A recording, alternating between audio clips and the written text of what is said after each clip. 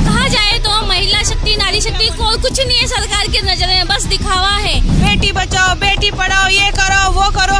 हम क्या बेटियां नहीं है किसी की? क्या हम नारियां नहीं है? कहीं भीड़ इकट्ठी करनी होती है ना, हमारे एलएस को सूचना कर देते हैं कि बुलाओ भीड़ इकट्ठी करो। हाँ, बस भीड़ दिखानी है बस। अखिल राजस्थान महिला एवं बाल विकास संयुक्त कर्मचारी महासंघ के बैनर तले लक्ष्मी यादव जो प्रदेश अध्यक्ष हैं और छोटेलाल बुनकर जी जो संस्थापक अध्यक्ष हैं, उनके नेतृत्व में आज हजारों आंगनबाड़ी वर्कर्स ने, यानी जिनमें कार्यकर्ता, सहायिका, आशा सहयोगिनी और साथिन शामिल है, यहाँ पर जयपुर में नेहरू गार्डन से लेकर और निदेशालय तक पैदल मार्च किया है। और वहाँ पर जाकर के निदेशक ओपी बुनकर जी को, जो आईएएस ऑफिसर हैं, उनको ये ज्ञापन दिया जो मेरे हाथ में है। इसमें आंगनबाड़ी कार्यकर्ताओं की, सहायिकाओं की, आशा सहयोगियों की, साथिनों की समस्याओं के निस्तारण का विकल्प भी है।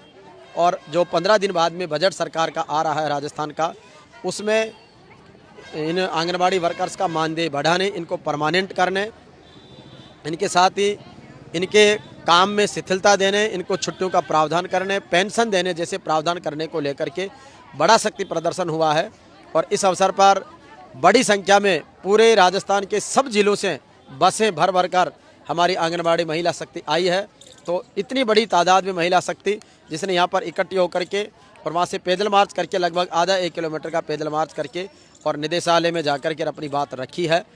पूरे अनुशासित रूप से ये महिलाएं जो समाज में जिस कहते हैं कि सृष्टि का जहाँ से सृजन होता शिशु का, उसकी देखभाल से लेकर संपूर्ण महिला शक्ति के संरक्षण को लेकर के और समाज की जो आधारभूत स्थिति है उसको मजबूत करने का कार्य करती है।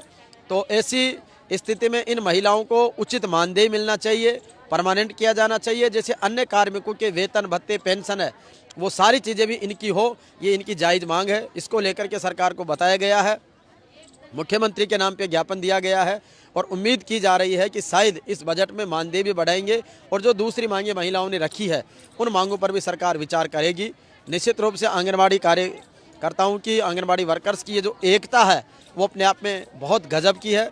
जिस तरीके से कार्यकर्ताओं को जो वेतन है वो बढ़ाए जाने की बात है, क्योंकि सरकार ने अपने जो बजट घोषणा पत्र था या जो चुनावी घोषणा पत्र था उस दोनों में ही इन आंगनबाड़ी कार्यकर्ताओं को, वर्कर्स को परमानेंट किए जाने का भी और भत्ता बढ़ाए जाने का भी प्रोविज़न उसमें किया हुआ है। लेकिन अब सरकार उस वादे को निभा नहीं रही है, केवल आश्वासन मिल रहा है। तो इसको लेकर के ये सब है।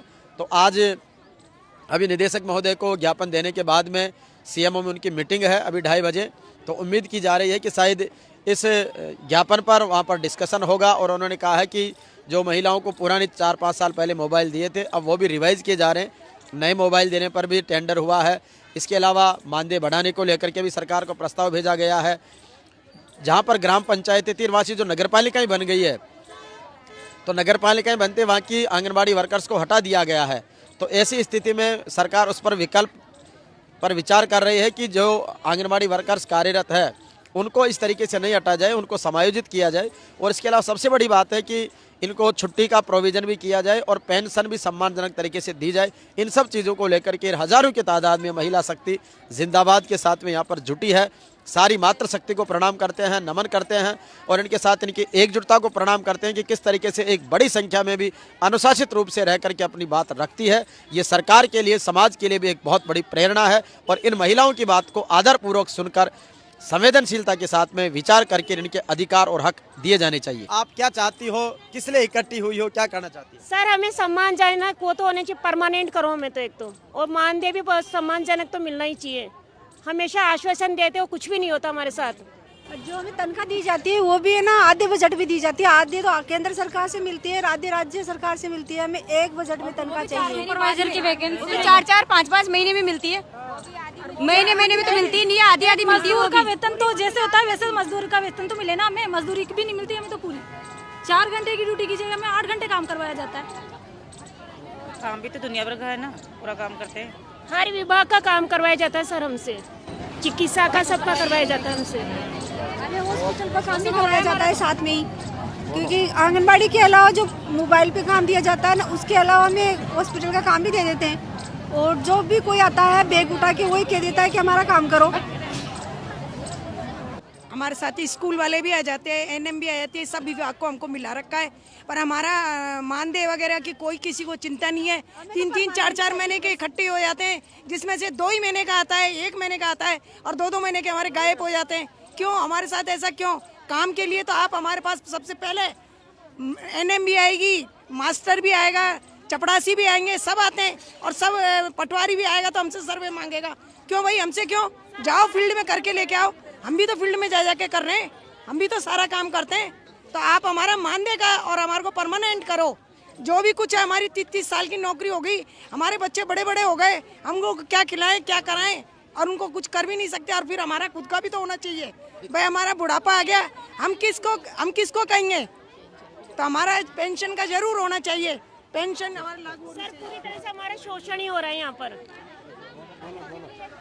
सर कहा जाए तो महिला शक्ति, नारी शक्ति कुछ नहीं है सरकार की नजर में, बस दिखावा है। हमारा शोषण होता है, कोई भी अधिकारी आते हैं हमसे काम करवाते हैं, जैसे वो होता है ना चपरासी, वैसी वैल्यू बना रखी है हमारी। कुछ नहीं है, पेमेंट टाइम पे जमा नहीं किया जाता है, करने लगे तो आधा पेमेंट देते, आधा करते हैं। बात है जहाँ भीड़ इकट्ठी और क्या, होती है आंगनबाड़ी वालों को बुलाया बस कहीं भीड़ इकट्ठी करनी होती है ना तो सब बुला लो। एलएस, हमारी एलएस को सूचना कर देते हैं कि बुलाओ, भीड़ इकट्ठी करो। हाँ, बस भीड़ दिखानी है बस। सर क्या है, हमारी ऑनलाइन काम करवाते हैं, कोई हमारी मांगों पे ध्यान भी नहीं देता है।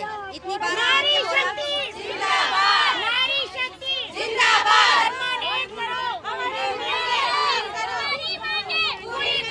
हमारी मांगे पूरी करो। दिल्ली हो या राजस्थान, सबका वेतन एक समान। दिल्ली हो या राजस्थान, सबका वेतन एक समान। हमारे ऊपर इतना अत्याचार कर रही है सरकार को पता नहीं है। बेटी बचाओ, बेटी पढ़ाओ, ये करो वो करो। हम क्या बेटियां नहीं है किसी की? क्या हम नारियां नहीं है? इतने कर रही है, इतने काम कर रही है, बेटियों के लिए ये करा, 33% आरक्षण कर दिया, 50% आरक्षण कर दिया। क्या कर रही है ये? महिला ही तो है, हमारा तो सारा महिला विकास है, इनका तो विकास करो। खुद हमारा विकास नहीं हो रहा, बच्चों का क्या विकास करेंगे ये लोग? हमें बुला लेते हैं, धक्के के खाते फिरते हैं इधर के उधर, हमारे के किराया नहीं लगता, हमें क्या सरकार दे रही है आने के लिए? तो हमारी कुछ तो सुनो, इतना अत्याचार भी मत करो। फिर क्यों झूठे वादे करते हो? बेटी बचाओ, बेटी पढ़ाओ, ये झूठे वादे हमसे मत करो, हमें मत थकाओ।